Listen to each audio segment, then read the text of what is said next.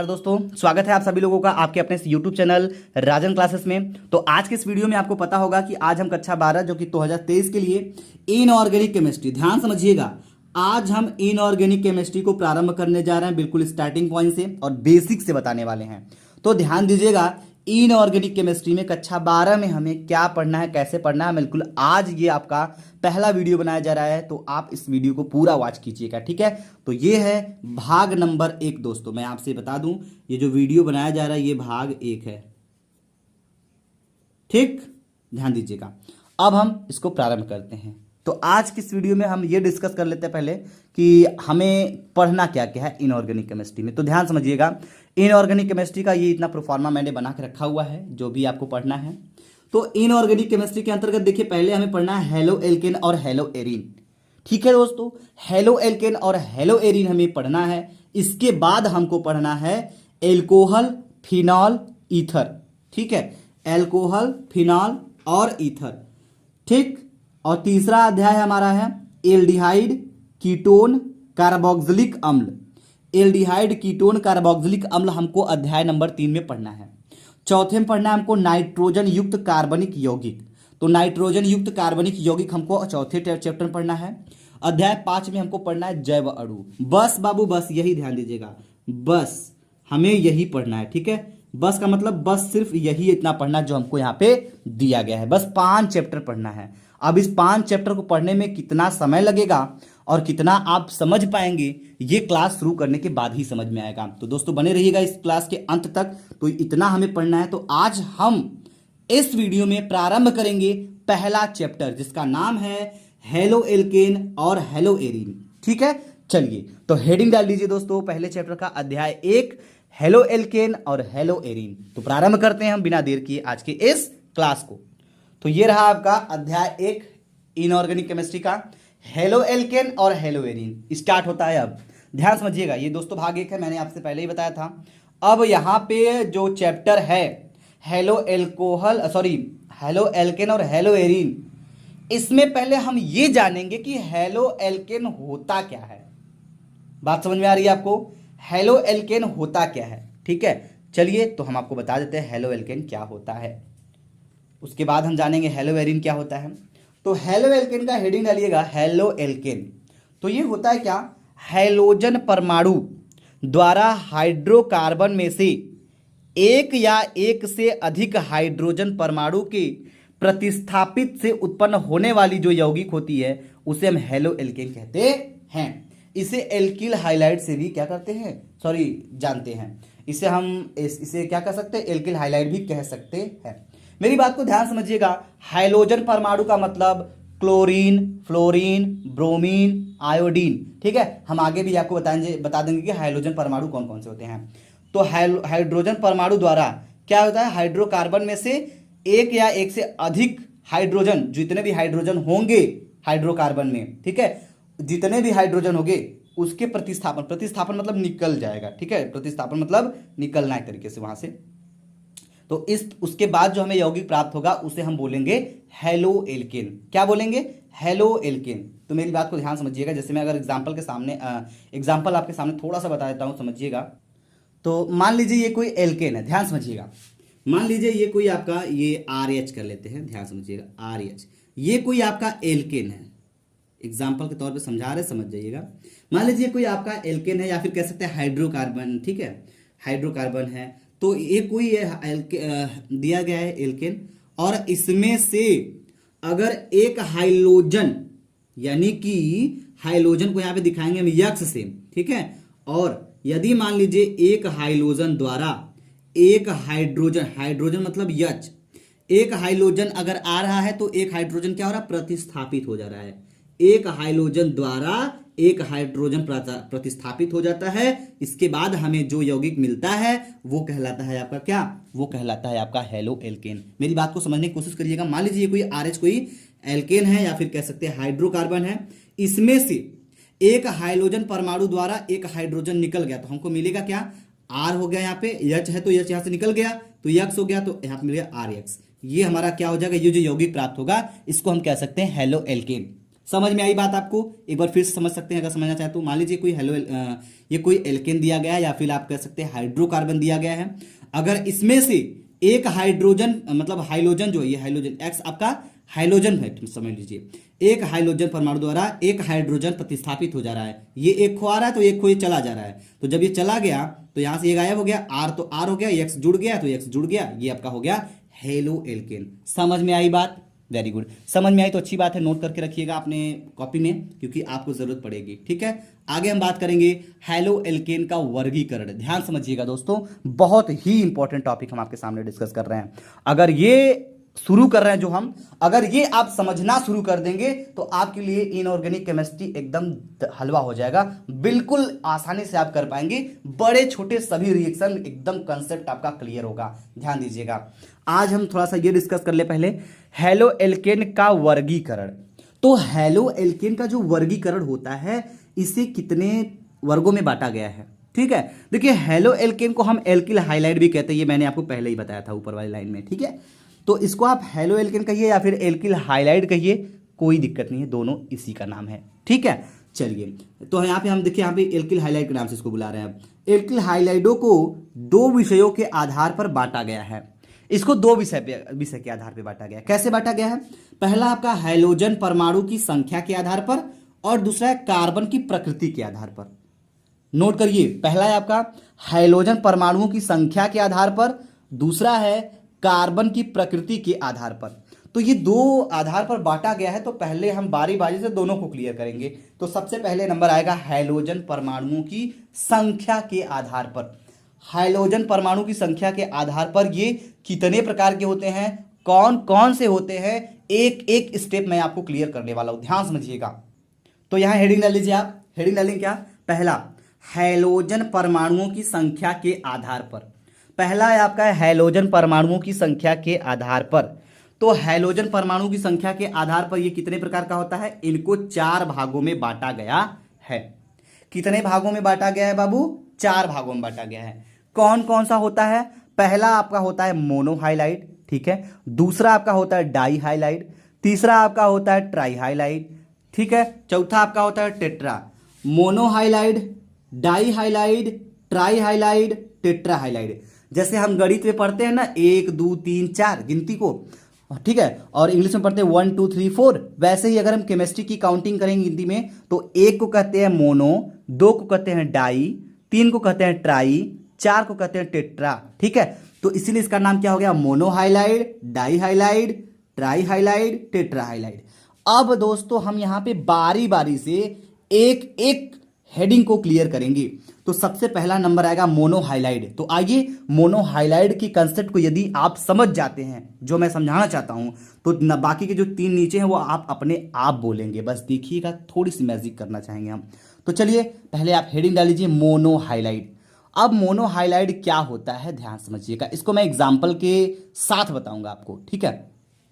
चलिए, जब किसी एल्किल हाइलाइड से कोई एल्किल हाइलाइड आपको मिल जा रहा है, कोई बात नहीं, एक हाइड्रोजन परमाणु, हाइड्रोजन परमाणु को दिखाते हैं H से, एक हाइड्रोजन परमाणु एक हाइड्रोजन परमाणु द्वारा प्रतिस्थापित हो जाता है। कहने का मतलब जो हाइड्रोजन परमाणु होता है वो होता है क्लोरो, फ्लोरो, ब्रोमो, आइडो, ठीक है। तो जितने भी यहाँ पे हाइड्रोजन परमाणु के तत्व होते हैं मैंने यहाँ पे कुछ को दिखा दिया जो बेसिकली हमेशा यूज किए जाते हैं, ठीक है। ठीक है, ClBr, तो क्लोरीन हो गया, फ्लोरीन हो गया, ब्रोमीन हो गया, आयोडीन हो गया, हाइड्रोजन को ऐसे। तो यहां पे कहने का मतलब हाइड्रोजन परमाणु एक हाइड्रोजन परमाणु द्वारा, यानी कि एक हाइड्रोजन को एक हाइड्रोजन, ठीक है, द्वारा हटाया जाएगा। समझ रहे बात को? एक हाइड्रोजन परमाणु एक हाइड्रोजन द्वारा अगर हटा दिया गया, प्रतिस्थापित हो गया, तो इसे हम बोलेंगे मोनोहाइलाइड। आप एग्जाम्पल समझिएगा, मैं आपको एग्जाम्पल में समझाने की कोशिश करता हूं। ध्यान समझिएगा, अगर एग्जाम्पल समझ गए तो समझ में आ जाएगा। ध्यान दीजिए, मान लीजिए ये आपका क्या है? CH4 है। क्या है बाबू? CH4 है। इसका नाम जो होता है ना, इसका नाम होता है मीथेन। आप कह सकते हैं CH4 को मीथेन कहते हैं। ये कोई एल्किल हाइलाइड आपका दिया गया है, समझ लीजिए कोई एल्किल हाइलाइड दिया गया है। ध्यान समझिएगा, मैंने क्या बोला है इसमें? बोला है कि जब किसी एल्किल हाइलाइड से, ये एल्किल हाइलाइड हो गया आपका, हाइलोज सॉरी से एक हाइड्रोजन परमाणु एक हैलोजन परमाणु द्वारा भगा दिया जाए। जैसे समझिएगा, यहाँ पे मैं यहाँ पे कोई भी हैलोजन परमाणु ले लेता हूँ। जैसे कि आपको सिर्फ से सिंपल अगर बात करें तो यहाँ पे आप ले लीजिए क्लोरीन को, जहाँ पे जो Cl है इसी को ले लिया मैंने Cl। मेरी बात को ध्यान समझिएगा, क्लोरीन कितना है, एक मात्रा में है। एक मात्रा में क्लोरीन अगर आता है, क्लोरीन कौने बिरादरी का है, हाइलोजन परमाणु का है। तो अगर एक क्लोरीन आता है तो एक हाइड्रोजन यहाँ पे निकल लेगा। तो कहने का मतलब यहाँ पे माइनस हो जाएगा एक हाइड्रोजन। ठीक है, मेरी बात को ध्यान समझिएगा, ये आपका एल्किल हाइलाइड है। एक क्लोरीन अगर आता है तो एक क्लोरीन आने से एक हाइड्रोजन निकल जा रहा है। तो जो निकल जा रहा है उसके बाद जो हमें यौगिक मिल रहा है वो हमारा हो जाएगा, क्या हो जाएगा, मोनोहाइलाइड। समझिएगा, तो मिलेगा क्या, ध्यान दीजिएगा, सी है तो सी लिख दीजिए। ठीक है, यच कितना है बाबू, यच देखिए यहाँ पे 4 ठो था ना, एक ठो निकल गया। तो जब यच 4 में से 3 ठो निकल गया तो बचा कितना, 3 ठो बचा। तो यहाँ पे हो जाएगा यच आपका 3, एक को तो निकल गया है। कैसे निकला, एक क्लोरीन आया तो एक हाइड्रोजन निकल पड़ा। ठीक है, अब इसके बाद ये जो Cl है ये जुड़ रहा है तो इसको यहाँ पे, और ये जो प्राप्त हमको यौगिक हुआ है ना इसको बोलेंगे मोनोहाइलाइड। इसका नाम क्या होता है मैं आपको बताना चाहूंगा, इसका नाम हो जाएगा मेथिल क्लोराइड। अगर आप लिखना चाहें तो लिख सकते हैं मेथिल क्लोराइड। ठीक, ये हो गया आपका मेथिल क्लोराइड। समझ में आया कि नहीं, ठीक, समझ में आ गया। अगर एक पुलिस आता है, एक चोर निकल जाता है, बस समझ लीजिए पुलिस के आने से चोर निकल गया। ठीक है, समझ में आ गई बात, एक पुलिस आया तो एक चोर निकल गया, 10 पुलिस आएंगे तो 10 चोर निकल जाए। इसी तरह से यहाँ पे मोनो को समझने के लिए अगर एक क्लोरीन आ रहा है तो एक हाइड्रोजन यहाँ से निकल के फरार हो जा रहा है। समझ में आ गई बात आपको। अब पूछेंगे ऐसा क्यों हो रहा है। ठीक है, तो बबुआ ये नेता है। ठीक है, ये जो Cl है ये हाइड्रोजन का बाप है। कहने का मतलब कि जो सक्रियता श्रेणी होती है ना, ठीक है, जो विद्युत रासायनिक श्रेणी होती है, ये क्लोरीन आपका ज्यादा क्रियाशील होता है हाइड्रोजन की अपेक्षा में। हाइड्रोजन से ज्यादा पावरफुल होता है ये क्लोरीन, इसीलिए ये आ रहा है तो ये सरक ले रहा है। समझ में आ गई बात आपको, वेरी गुड। अब आइए, ऐसे ही अगर ये समझ में आ गया होगा तो ऐसे ही आप हर टॉपिक को बड़े आसानी से समझ ले जाएंगे। ध्यान दीजिएगा, दूसरा है आपका मोनोहाइलाइड। मोनोहाइलाइड क्या होता है, जब किसी एल्किल हाइलाइड से 2 हाइड्रोजन परमाणु, डाई की बात आ गई, डाई का मतलब दुई, 2 हाइड्रोजन परमाणु 2 हाइलोजन द्वारा प्रतिस्थापित हो जाता है तो इस प्रकार के यौगिक को डाई हाइलाइड कहते हैं। ध्यान समझिएगा, मैंने एग्जांपल आपको समझा के लेकर समझाएंगे तो आपको समझ में आ जाएगा। तो देखिए CH4 मान लीजिए यही यौगिक कोई आपका क्या है, एल्किल हाइलाइड आपका दिया गया है। ध्यान समझिएगा, अब इसमें मैंने क्या बोला, 2 हाइलोजन परमाणु द्वारा। अब हाइलोजन यहां पे Cl2 ले लीजिए, 2 Cl2 को 2 मात्रा में ले लीजिए क्योंकि 2 Cl2 द्वारा हटाया जाएगा कितना, 2 हाइड्रोजन। 2 Cl2 आया तो 2 हाइड्रोजन गया, तो कहां से गया, यहां से गया, तो बचेगा क्या, जो बचेगा वही बन गया आपका डाई हाइलाइड। समझ में आ रही बात, ये परिभाषा रटने की कोई जरूरत नहीं बाबू। अगर ये एग्जांपल समझ में आता है ना, मान लीजिए किसी एल्किल हाइलाइड से 2 हाइड्रोजन द्वारा 2 हाइड्रोजन परमाणु प्रतिस्थापित हो जाता है तो इस प्रकार के प्राप्त यौगिक को हम डाई हाइलाइड कहते हैं। जैसे समझिएगा, यहां मिलेगा क्या, C है, C आप लिख लीजिए, H भी लिख दीजिए, C हो गया। H आपका कितना बचा है, 4 हाइड्रोजन में से 2 हाइड्रोजन निकल गया तो कितना बचा, 2 बचा। इसके बाद आपका Cl2 यहां पे जुड़ रहा है तो Cl2 यहां पे चिपका दीजिए। इसका नाम क्या हो जाएगा, ये भी तो बात आती है, इसका नाम हो जाएगा मेथिलीन डाई क्लोराइड। आप नाम लिखना चाहे तो लिख लीजिए, हम आपको बोल देते हैं मेथिलीन डाई क्लोराइड। क्या हो जाएगा, मेथिलीन डाई क्लोराइड। समझ में आई बात आपको, गुड। चलिए इसको नोट कर लीजिए फटाफट। इसके बाद हम आते हैं, मोनो हो गया, डाई हो गया, अब ट्राई हाइलाइट पे आते हैं। तो तीसरा है आपका ट्राई हाइलाइट।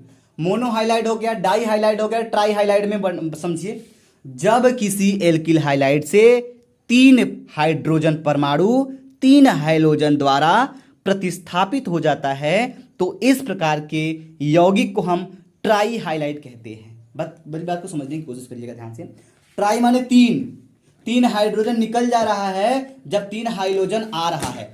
3 हाइड्रोजन 3 निकल रहा है 3 हाइलोजन आने से, तो क्या हो जाएगा, इस प्रकार के प्राप्त जो यौगिक है वो आपका कहलाएगा ट्राई हाइलाइट। चलिए मैं आपको एग्जांपल समझाता हूं, ध्यान समझिएगा।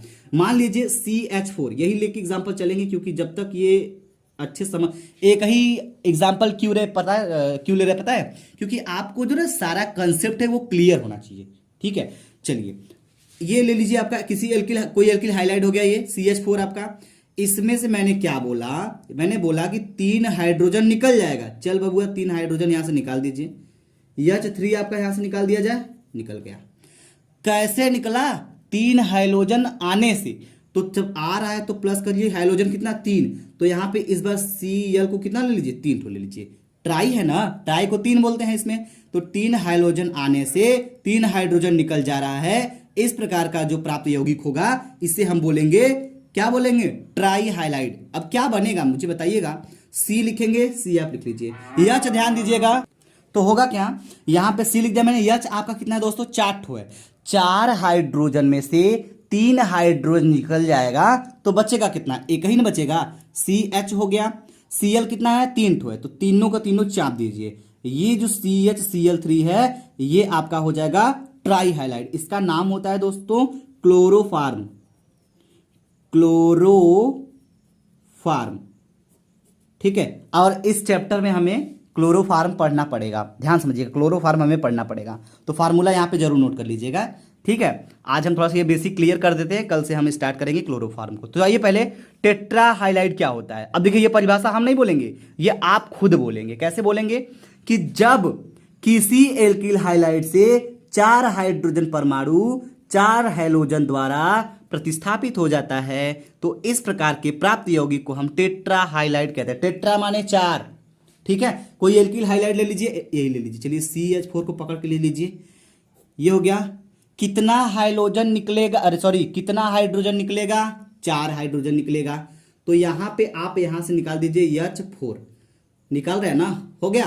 कितने हाइड्रोजन आ रहे हैं भैया, तो यहां पे आप लिखेंगे Cl4। ठीक है, अगर Cl4 आ रहा है और यहां पे H4 निकल जा रहा है, 4 क्लोरीन आया, क्लोरीन कौन बिरादरी का है भैया, हाइड्रोजन परमाणु का है।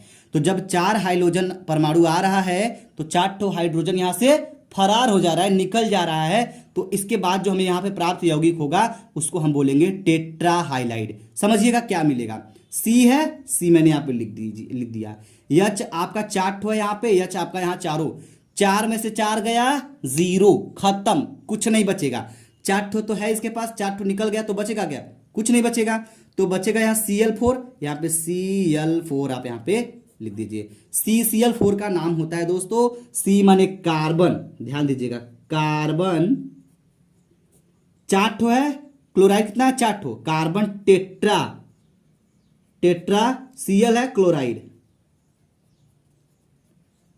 क्लोराइड क्या हो गया, कार्बन टेट्रा क्लोराइड। इसको बोलते हैं CCl4। CCl4 को हम बोलते हैं कार्बन टेट्रा क्लोराइड। क्लियर है दोस्तों, वेरी गुड, नोट कर लीजिए फटाफट। इसके बाद हम आते हैं नेक्स्ट टॉपिक पे। ठीक है, चलिए भाई, अब इसके बाद मैंने चारों का चारों क्लियर कर दिया। अब दूसरा है क्या, कार्बन की प्रकृति के आधार पर।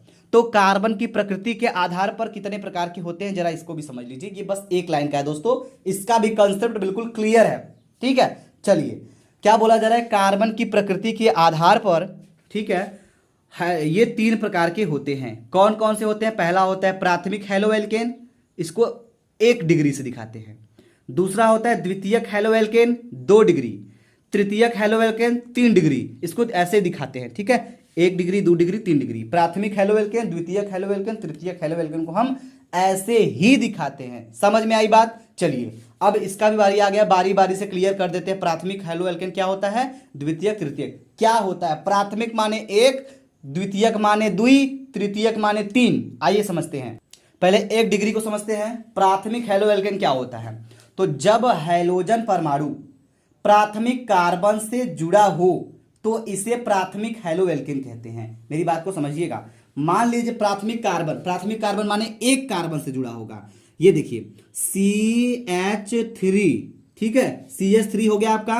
अगर यहां पे आपका X फॉर हाइड्रोजन परमाणु, ठीक है, मैंने क्या बोला, जब हाइड्रोजन परमाणु प्राथमिक कार्बन से जुड़ा हो तो इसे प्राथमिक हैलोएल्केन कहते हैं। कहने का मतलब समझ में आ रहा है आपको। ये जो CH3 है, ठीक है, एक कार्बन, प्राथमिक कार्बन माने एक, यहाँ पे कितना कार्बन है, एक ही ना है, C एक ही ना है, तो एक ये जो जुड़ा है हाइड्रोजन, ये हाइड्रोजन परमाणु जो जुड़ा है एक ही कार्बन से जुड़ा है, तो इस प्रकार का जो यौगिक होगा इसे हम बोलेंगे क्या, प्राथमिक हैलोएल्केन। प्राथमिक हैलोएल्केन का बेसिक सा कांसेप्ट यही है कि जब हाइड्रोजन परमाणु प्राथमिक कार्बन, प्राथमिक माने एक कार्बन से जुड़ा है, ठीक है, C माने एक ही तो है, प्राथमिक कार्बन से जुड़ गया, इसे हम बोलेंगे प्राथमिक हैलोएल्केन, जिसको हम 1 डिग्री से दिखाएंगे। उसके बाद दोस्तों बात आएगी दूसरे पे, समझिएगा द्वितीयक हैलोएल्केन क्या होता है। द्वितीयक हैलोएल्केन का मतलब जब हाइड्रोजन परमाणु द्वितीयक कार्बन से जुड़ा हो तो उसे द्वितीयक हैलोएल्केन कहते हैं। जैसे एग्जांपल समझिएगा, मान लीजिए क्या है, CH3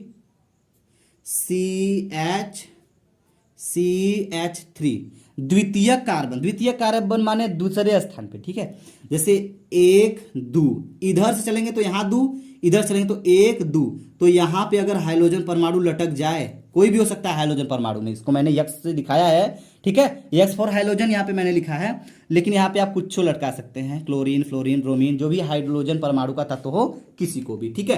तो कहने का मतलब देखिए, 1 2, इधर चलेंगे तो द्वितीयक दूसरे स्थान पर लटका हुआ है, 1 2, इधर चलेंगे तो भी द्वितीयक स्थान पर ही लटका हुआ है, कौन, हाइड्रोजन परमाणु। तो जब हाइड्रोजन परमाणु द्वितीयक कार्बन से जुड़ा हो तो द्वितीयक हैलोएल्केन, 1 2, द्वितीयक से जुड़ गया तो द्वितीयक हो गया, ठीक है।